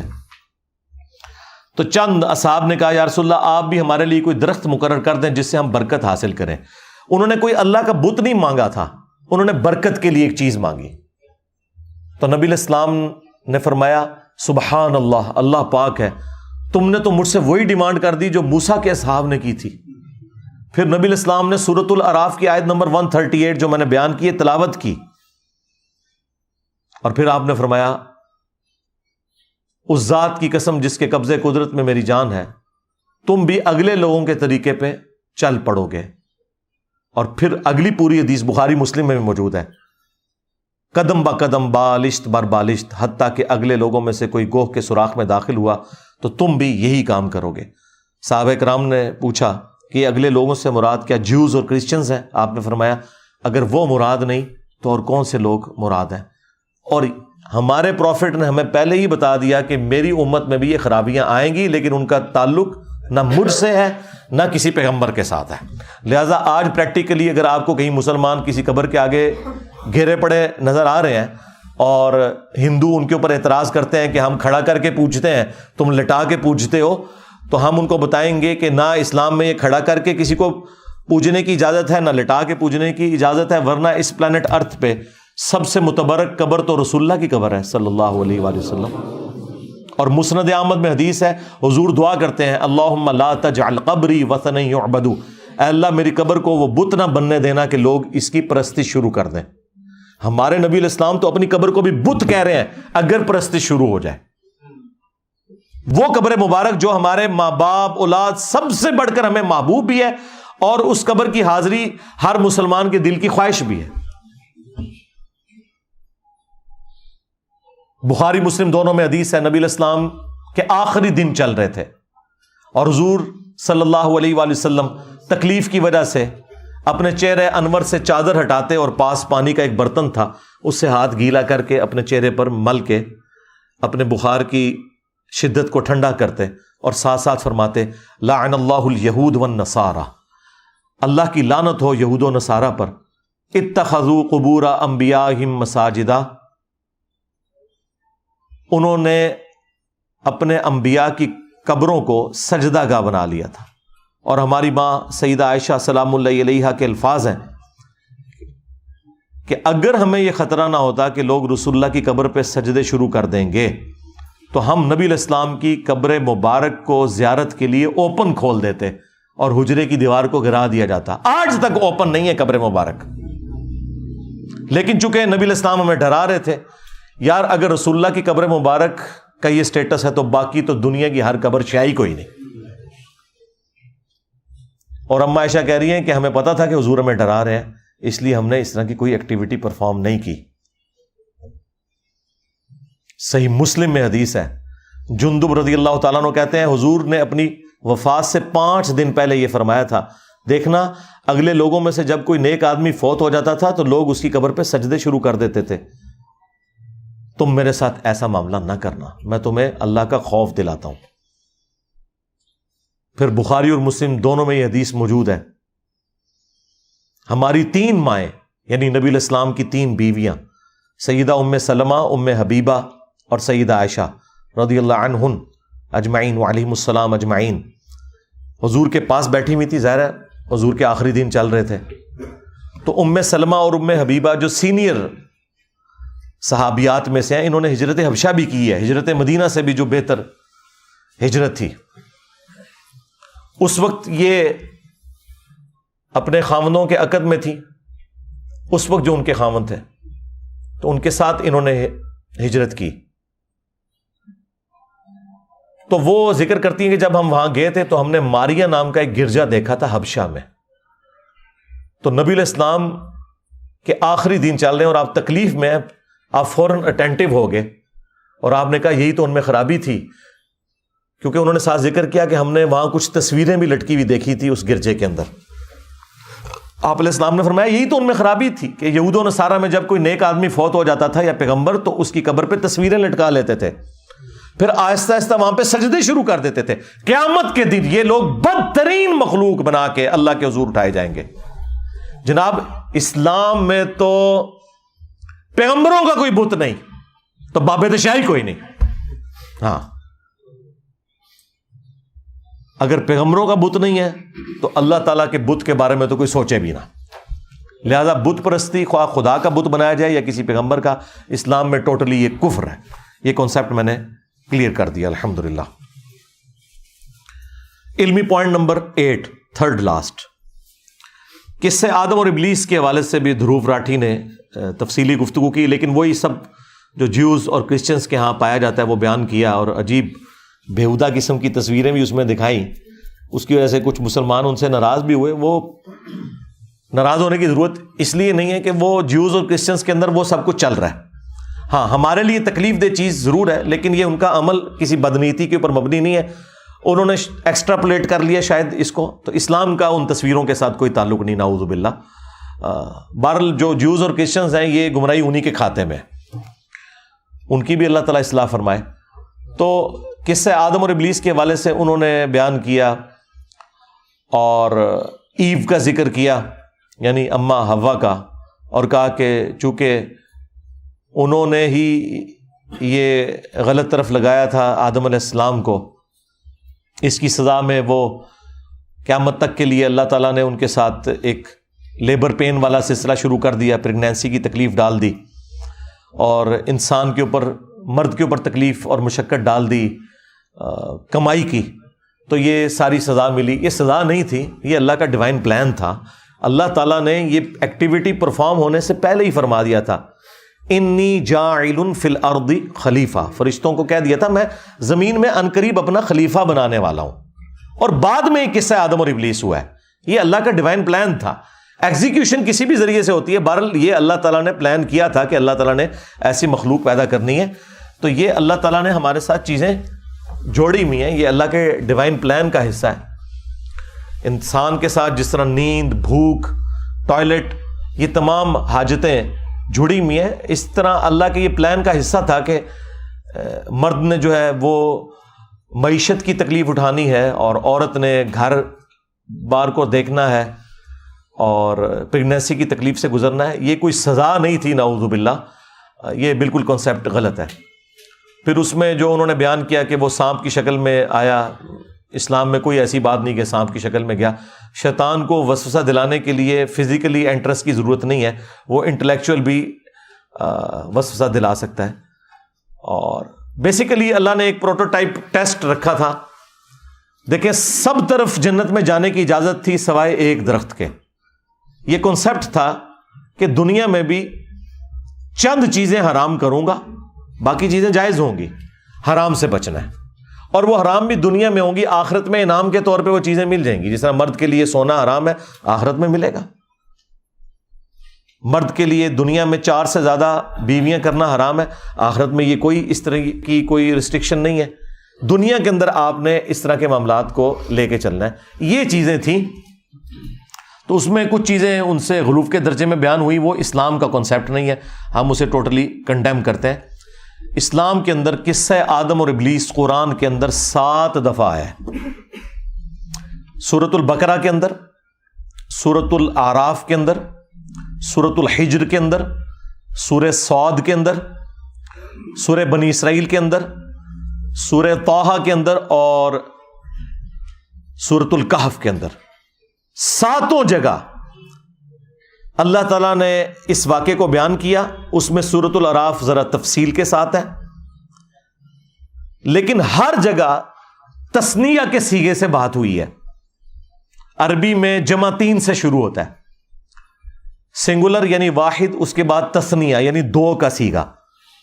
جیسے واحد کا صیغہ ہے مشرق اور مغرب، اور تثنیہ کا صیغہ ہے مشرقین اور مغربین، 2 مشارق، 2 مشرقیں اور 2 مغرب.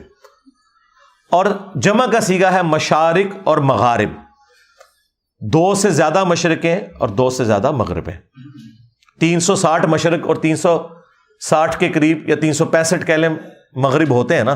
روزانہ ہلکا سا سورج ٹلٹ ہو کے طلوع ہوتا ہے ود رسپیکٹ ٹو زمین. وہ سائنٹیفک پوائنٹ آف ویو سے نہیں میں بات کر رہا، یعنی کامن آبزرویشن کے پوائنٹ آف ویو سے بات کر رہا ہوں.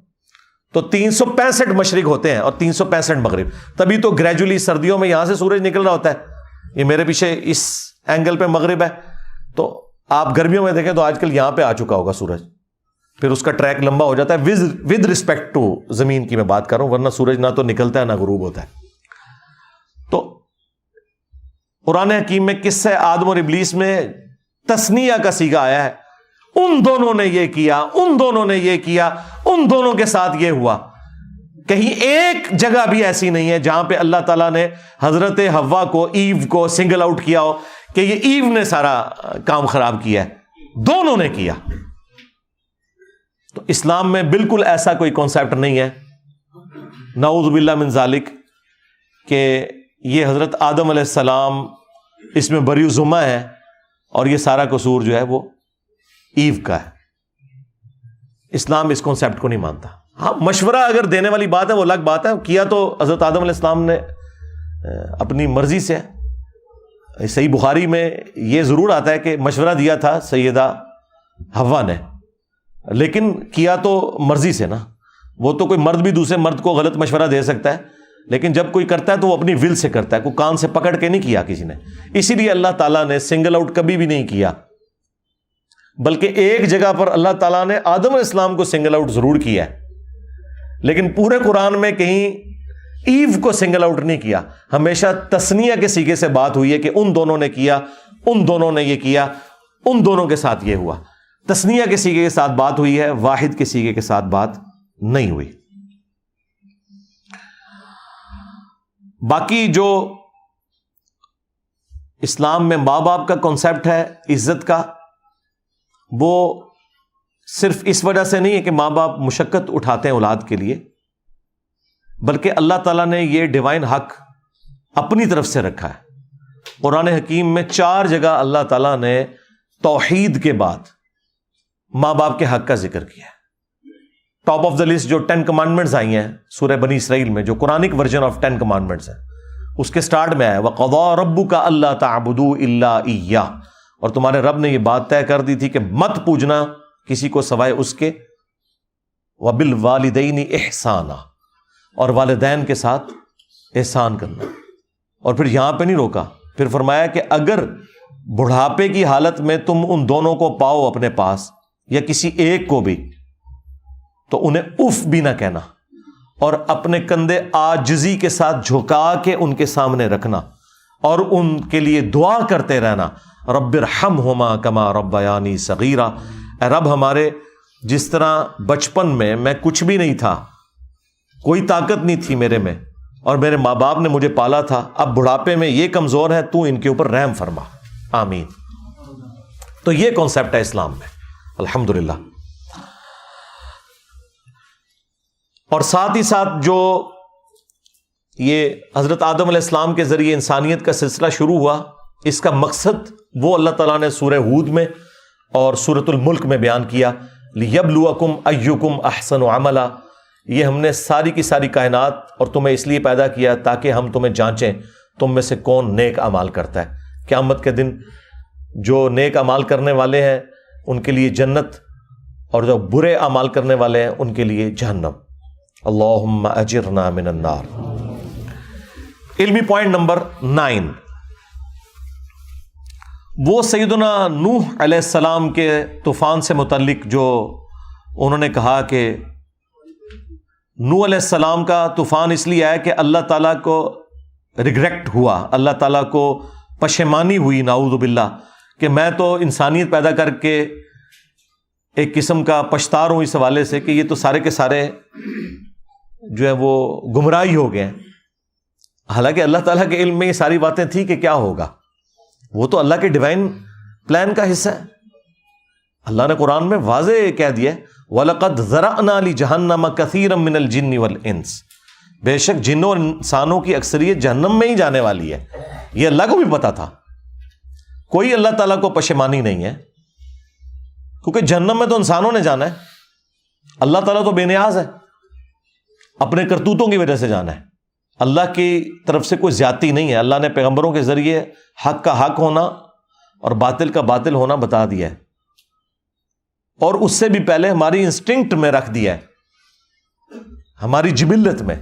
ہر انسان خواہ اس تک پیغمبر کی دعوت پہنچی ہو یا نہ پہنچی ہو، جھوٹ بولنے کو وہ برا سمجھتا ہے، سچ بولنے کو اچھا سمجھتا ہے، کسی کو دھوکہ دینے کو وہ برا سمجھتا ہے، کسی کے ساتھ خیر خواہی کرنے کو اچھا سمجھتا ہے۔ ہالی ووڈ کی فلم میں بھی اینڈ پہ سچ کی جیت دکھائی جاتی ہے، کیوں؟ یہ ہماری انسٹنکٹ کے اندر موجود ہے کہ ہم نے سچ کا ساتھ دینا ہے۔ اس کی وجہ سے اگر پیغمبروں کی دعوت نہ بھی پہنچے تب بھی انسان اکاؤنٹیبل ہے اللہ تعالیٰ کی بارگاہ میں۔ تو یہ کانسیپٹ جو ہے ریلیجن کا وہ بالکل کرسٹل کلیئر ہے۔ لہٰذا نوح علیہ السلام کے حوالے سے جو انہوں نے ذکر کیا، یہ علمی پوائنٹ نمبر 9 میں ان سے مس ہینڈلنگ ہوئی کہ اللہ تعالیٰ اس حوالے سے پشیمان ہوا، ایسا کوئی نہیں ہے۔ اللہ تعالیٰ نے سورۃ الانعام میں واضح فرمایا ہے کہ غیب کی کنجیاں، دا نالج آف ان سین، وہ اللہ ہی کے پاس ہے، اور جو کچھ بھی خشکیوں میں ہے یا سمندروں میں وہ اسے جانتا ہے، اور کوئی پتا نہیں گرتا، خواہ سمندر کے اندر کوئی درخت سے پتا ٹوٹے یا خشکی میں، مگر اس کے علم میں، اور زمین کی گہرائیوں میں کوئی دانہ نہیں پھوٹتا، billions and trillions of seeds میں سے درخت نکل رہے ہیں اور پودے نکل رہے ہیں، لیکن اللہ تعالیٰ فرماتا ہے ہر دانے کو میں جانتا ہوں، اور یہ میں نے لوح محفوظ میں پہلے ہی لکھ لیا ہوا ہے۔ اور سورہ الحدید میں تو اللہ تعالیٰ نے فرمایا کہ کوئی مصیبت بھی ایسی نہیں ہے جو انسانیت پہ یا اس پلانٹ ارتھ پہ آتی ہے یا کسی انڈیویجول انسان کے اندر آتی ہے۔ پلانٹ ارتھ پہ زلزلہ، ٹورنیڈوز، سیلاب، وبائی امراض، اور انڈیویجول لیول کے اوپر کسی کا kidney failure, heart failure, blood cancer ہو جانا، کسی کا ایکسیڈنٹ ہو جانا، کسی انڈیویجول کو کوئی تکلیف آتی ہے یا پوری انسانیت کو، اللہ تعالیٰ نے لوح محفوظ پہ پہلے ہی لکھ لیا ہوا ہے کہ انسان کو یہ تکلیف پہنچے گی، اور یہ اس لیے کیا تاکہ جو چیز تمہیں نہ ملے اس پہ افسوس نہ کرو، اور جو چیز مل جائے اس کے اوپر شیخی نہ بگاڑو۔ تو اللہ تعالیٰ کا تو کنسیپٹ اسلام میں یہ ہے کہ اللہ تعالیٰ کے علم میں ہر چیز ہونے سے پہلے ہے، یہ نہیں کہ ہونے کے بعد علم میں آتی ہے۔ لہٰذا یہ بالکل کنسیپٹ غلط تھا نوح علیہ السلام کے ریفرنس سے۔ آخری علمی پوائنٹ نمبر 10، وہ حضرت ابراہیم علیہ السلام کے حوالے سے انہوں نے جو بیان کیا اس میں بھی کئی جگہ غلطیاں تھیں، کچھ چیزیں انہوں نے بالکل ٹھیک بیان کی، باقی جو انہوں نے وہ ریلیٹ کیا ہے اسے ہندوازم میں جو کنسیپٹ ہے، ایک واقعہ ہے اور الفابیٹس لے کے اس میں بھی غلطیاں ہیں، کیونکہ اس میں فرعون کا کوئی کنسیپٹ یہاں پہ موجود نہیں ہے، نمرود والا کنسیپٹ تھا، اور باقی جو اس میں سٹوری میں جو رنگ بھرے گئے ہیں وہ اس طریقے سے نہیں ہے بالکل۔ یہ تفصیلی واقعہ اللہ تعالیٰ نے سورہ ابراہیم کے اندر قرآن میں بیان کیا ہے، اور سورۃ الحج میں بھی اس کا ذکر موجود ہے، مختلف صورتوں میں، سورۃ البقرہ میں بھی کچھ حصہ موجود ہے تفصیل کے ساتھ، سورہ ابراہیم میں اور بخاری اور مسلم دونوں کے اندر حدیث موجود ہے جس میں ایک سے زیادہ احادیث ہیں جس میں یہ پورا واقعہ موجود ہے کہ حضرت ابراہیم علیہ السلام کی 2 بیویاں تھیں، سیدہ سارہ تھیں جن کے ساتھ وہ ہجرت کر کے نکلے اور ان کو اولاد کوئی نہیں تھی، راستے میں ایک بادشاہ کے پاس سے ان کا گزر ہوا، اس بادشاہ کا کوئی ذکر موجود نہیں کہ وہ بادشاہ کون تھا۔ بعض نمرود کا ذکر کرتے ہیں، نمرود کے ساتھ جو ان کا انٹریکشن ہے وہ دوسرے واقعے میں ہے جس میں حضرت ابراہیم علیہ السلام نے کہا تھا کہ میرا رب وہ ہے جو مشرق سے سورج نکالتا ہے، جو سورۃ البقرہ میں، وہ نمرود کے ساتھ تھا۔ یہ کسی بادشاہ کا ذکر ہے، بخاری مسلم میں یہ تفصیل نہیں ہے کہ وہ بادشاہ کون سا تھا۔ بہرحال اس بادشاہ کو جب پتا چلا کہ حضرت ابراہیم علیہ السلام کی جو بیوی ہے وہ بہت خوبصورت ہے، تو اب ظاہر ہے وہ بادشاہ نے ان کو بلوایا اپنے پاس، تو حضرت ابراہیم علیہ السلام نے سیدہ سارہ سے کہا کہ تم اسلام کے رشتے میں میری بہن ہو، اور یہی میں نے بادشاہ کو بتایا ہے، کیونکہ اگر میں بتاتا کہ تم میری بیوی ہو تو وہ مجھے قتل کروا دیتا۔ ظاہر ہے اس زمانے میں تو نگاہیں مار کے بزرگ کچھ نہیں کر سکتے تھے نا، ہاں جی اے بھی رزلٹ نکلتا ہے بچوں، انجینئر کا دماغ کتنے جاتا ہے، ہاں ابراہیم علیہ السلام جیسا ہے ہی کوئی نہیں، تیرے سارے بابے شے ہی کوئی نہیں۔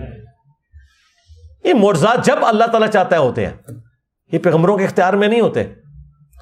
تو اگر میں اسے بتاتا تو مجھے قتل کروا دیتا، تو تو نے بھی اسے یہی کہنا ہے اور توریہ کرنا ہے کہ اسلام کے رشتے میں بہن ہو۔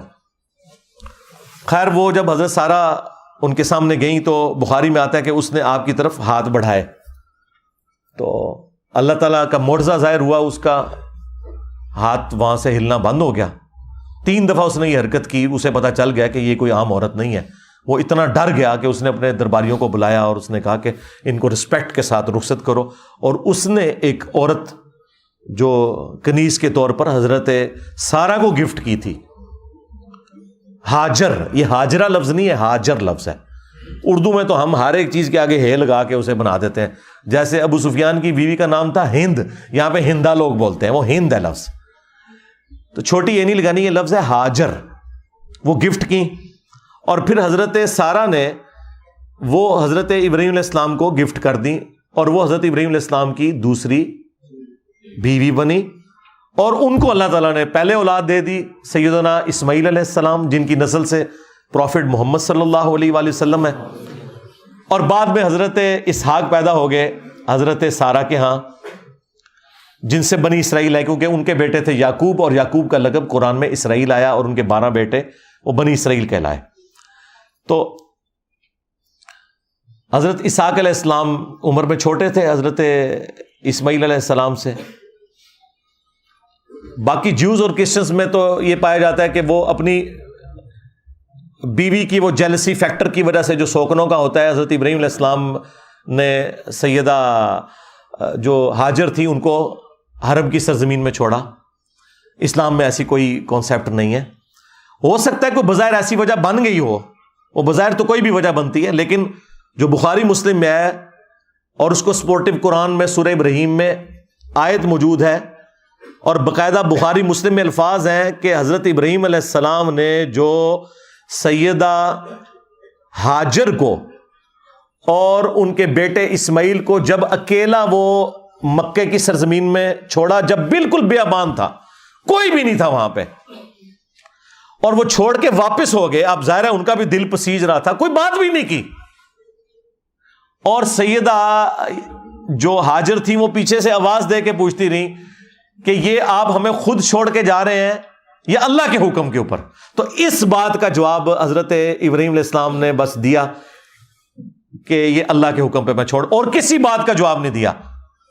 اور دیکھیں اس عورت کا عقیدہ معاہدہ, انہوں نے کہا کہ اگر اللہ کے کہنے پہ آپ نے چھوڑا ہے نا تو وہ ہمیں خوار نہیں ہونے دے گا یہاں پہ, پھر آپ جا سکتے ہیں. ٹھیک ہے, یہ عقیدہ آپ دیکھیں کیسا, یعنی پیغمبر کی بھی حاجت نہیں رہی, جو ہسبینڈ بھی تھا, جب انہوں نے یہ کہا کہ اللہ کے کہنے پہ چھوڑا ہے تو بس پھر وہ بخاری مسلم میں آیا کہ اللہ تعالیٰ نے جبرائیل علیہ السلام کو بھیج کے وہ زمزم کا پانی وہاں سے جاری کر دیا ان کے لیے. وہ چشمہ آج تک جاری ہے مکے کی سرزمین میں. اور پھر حضرت ابراہیم علیہ السلام کی دعائیں ہیں سورہ ابراہیم کے اندر, دیکھ لیں بیابان تھا, دنیا کا ہر فروٹ وہاں پہ پہنچ جاتا ہے. اتنے ٹورسٹ کسی جگہ بھی نہیں اتنے ملکوں کے جاتے جتنے مکے کی سرزمین میں جاتے ہیں. یہ حضرت ابراہیم علیہ السلام کی دعاؤں کا ایک سلسلہ, اور آج تک اس زمانے میں بھی 4 سے 5 ملین لوگ, 40-50 لاکھ لوگ حج کرتے ہیں. سنت ابراہیمی ہم اسے کہتے ہیں. دیکھ لیں, قربانی کو ہم سنت محمدیہ نہیں کہتے, سنت ابراہیمی کہتے ہیں, کیونکہ ہمارا دین دین ابراہیمی ہے. محمد رسول اللہ صلی اللہ علیہ وآلہ وسلم کے جد امجد ابراہیم علیہ السلام, ملت ابیکم ابراہیم, پیروی کرو اپنے باپ ابراہیم کی ملت کی. ہوا سماکم المسلمین من قبل وفی ھذا, جنہوں نے قرآن کے نزول سے پہلے ہی تمہارا نام مسلم رکھ دیا تھا, اور اللہ نے بھی اس کتاب کے اندر تمہارا نام مسلم رکھا ہے. تو یہ پورے کا پورا واقعہ موجود ہے. کوئی حضرت ابراہیم علیہ السلام نے کوئی وہ بیویوں کی لڑائی ختم کرنے کے لیے کام نہیں کیا. یہ تو ظلم پہ مبنی ہے نعوذ باللہ, کہ حضرت ابراہیم علیہ السلام اللہ کی اجازت کے بغیر ہی ایسی جگہ کے اوپر جہاں پہ کوئی بھی نہیں ہے اپنے بیوی بچوں کو مرنے کے لیے ریگستان میں چھوڑ دیتے. نعوذ باللہ, ایسی کوئی بات نہیں تھی. یہ ان کی طرف بالکل غلط بات منسوب کی گئی ہے. اسلام میں ایسا کوئی کانسیپٹ موجود نہیں ہے. باقی جو بتوں کو توڑنے کا ذکر ہے وہ سورۃ الانبیاء کے اندر تفصیل کے ساتھ آیا ہے, اور وہ انہوں نے اس میں ذکر کیا کہ قرآن میں موجود ہے چیپٹر نمبر 21 کے اندر, کہ ابراہیم علیہ السلام نے سارے بت توڑے اور اینڈ پہ کلہاڑا رکھ دیا بڑے بت کے کندھے پر, اور توریہ کیا. جب انہوں نے پوچھا کہ ہاں بھائی یہ کس نے کیا ہے, تو لوگوں نے کہا کہ وہ ایک نوجوان لڑکا ہے, ایک چھوکرا جس کے بارے میں ہم نے سنا اسے ابراہیم کہا جاتا ہے, وہ یہ باتیں کرتا تھا, بلاؤ اس کو. جب بلایا گیا تو حضرت ابراہیم علیہ السلام نے توریہ کیا. جب انہوں نے پوچھا کہ تم نے یہ کیا, تو حضرت ابراہیم علیہ السلام نے کہا کہ ان کے بڑے سے پوچھو, یعنی اگر یہ بولتا ہے تو پوچھو اس سے. اور کلاڑا اس کے اس پہ رکھا ہوا تھا, یعنی وہ دونوں مطلب کنوے کر دیے, جھوٹ بولے بغیر. توریہ پھکی دے دی, اینٹی وینم دے دیا. سمجھ رہے ہیں نا, سمجھ رہے ہیں نا, یہ وہ کیا انہوں نے. یہ پھکی کا اگلا ورژن ہے, سمجھ رہے ہیں نا. ہاں, اسی اصول اور مبادی پہ الزامی جواب. تو وہ انہوں نے پھر کہا کہ تمہیں تو پتہ یہ بولتے نہیں ہیں. پھر انہوں نے کہا کہ اف ہے تمہارے اوپر اور جن کی تم عبادت کر رہے ہو, انتم وآباؤکم فی ضلال مبین, تم بھی اور تمہارے سارے آباء و اجداد بھی کلی گمراہی میں تھے. لوگ کہتے ہیں انجینئر صاحب وہ اللہ تعالیٰ نے موسیٰ علیہ السلام کو بھیجا تھا نا فرعون کے پاس, تو کہا تھا کہ ذرا ہاتھوں لا رکھیں. ہاں, وہ اس لیے کہا تھا کہ حضرت موسیٰ علیہ السلام کا ہاتھ بڑا وزنی تھا. ہاں, وہ اسرائیل کو بھی لگا ہوا ہے, تو اس لیے ان کو کہا تھا ذرا نرمی کرنی. تو قرآن کی یہ آیت کیوں بھول جاتے ہو؟ تم ابراہیمی ہو اور مثالیں موسیٰ علیہ السلام کی ہمیں دیتے ہو, اور وہ بھی آؤٹ آف کانٹیکسٹ. موسیٰ علیہ السلام کو یہ کہنا چاہیے تھا, اللہ نے صحیح کہا کہ ہاتھ اولا رکھنا ہے, کیونکہ ان کی طبیعت میں بہت سختی تھی. 2 بندوں کی لڑائی چھڑاتے ہوئے ایک مکہ مارا, بندہ مار دیا. ہاں, تو ایسے بندے کو تو یہی کہنا چاہیے نا کہ ذرا نرمی سے بات کرنا. اور ظالموں, انجینئر صاحب کو سنگل آؤٹ کرتے ہو تو ابراہیم علیہ السلام کو کیوں بھول جاتے ہو؟ انہوں نے تو واضح کہا کہ انتم وآباؤکم فی ضلال مبین, تم بھی تمہارے بزرگ بابے بھی سارے گمراہ تھے. اور میں آپ کو بتاؤں یہ اللہ تعالیٰ کی کرامت ہوئی مجھ پہ کہ یہ واقعہ بیان کرتے ہی فی البدی میری زبان پہ جاری ہو گیا تھا کہ بابت شاہی کوئی نہیں. پہلی دفعہ جو میری زبان پہ جاری ہوا نا وہ اس واقعے کے اوپر ہوا تھا. پھر میں نے اسے جوڑا کہ میرے نبی سا ہے ہی کوئی نہیں, تیرے بابے تھے شاہی کوئی نہیں. یہ ابراہیم علیہ السلام کا نعرہ ہے کہ بابے تھے شاہی کوئی نہیں. انتم وآباؤکم فی ضلال مبین, میں تو صرف یہ کہہ رہا ہوں کہ بابے تھے شاہی کوئی نہیں. حضرت ابراہیم علیہ السلام نے کہا تھا وہ گمراہ تھے سب, تم بھی گمراہ, تمہارے آباء و اجداد بھی گمراہ. تو یہ واقعہ پورا سورۃ الانبیاء کے اندر موجود ہے اور سورہ مریم کے اندر, یہ 2 جگہ تفصیل کے ساتھ آیا, وہ آپ دیکھ سکتے ہیں. اور باقی اگر آپ نے تفصیلات دیکھنی ہیں تو پی کے فلم دیکھیں, ہم بار بار مشورہ دیں گے. باقی اینڈ پہ میں دھروو راٹھی کے لیے کہوں گا کہ میں پرسنلی آئی لو یو, الحمدللہ, I respect all of your efforts to educate the people of sub continent.